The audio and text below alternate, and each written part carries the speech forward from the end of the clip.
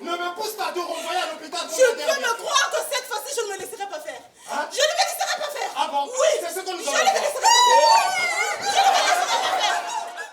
C'est sur cette représentation théâtrale qu'a été ouverte la causerie débat initiée par le Conseil consultatif de la femme avec plus d'une centaine d'étudiants et élèves venus de différents établissements d'enseignement public et privé. Cette rencontre, organisée en prélude à la célébration de la journée sur l'élimination des violences à l'égard des femmes, permet de sensibiliser et de recueillir les préoccupations des jeunes en vue de lutter contre toutes sortes de violences. Nous avons pensé qu'il était très important de parler des questions de violence faites aux femmes à la couche juvénile parce que les enfants, il faut déjà leur apporter des éléments de réponse à certaines questions dès qu'ils sont jeunes.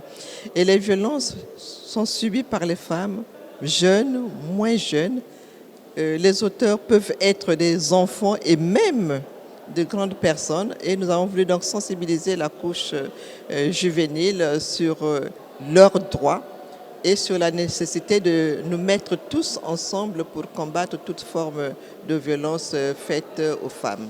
Quelques participantes ont loué ce moment de partage et d'échange. J'ai appris que la loi Mouébara, en fait, c'est pour toutes les femmes. Ça aide toutes les femmes, que ce soit jeunes filles, grandes femmes. En tout cas, ça m'a édifié sur les différentes choses que la loi peut faire pour nous, en fait. Parce que je me sens plus en sécurité. Maintenant que je sais que je peux me tourner vers la loi, je peux l'évoquer à chaque fois que je suis victime d'une violence, qu'elle soit verbale ou physique. Il faudrait qu'on s'approprie de cette loi pour que nous soyons plus violentés dans la société.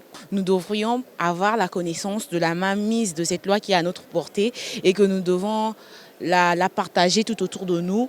À l'issue de cette conférence, Antoinette Kébi a annoncé qu'une campagne de sensibilisation sur cette problématique sera initiée à travers la diffusion à la télé, à la radio, des réseaux sociaux, des communiqués et spots publicitaires du 25 novembre au 10 décembre.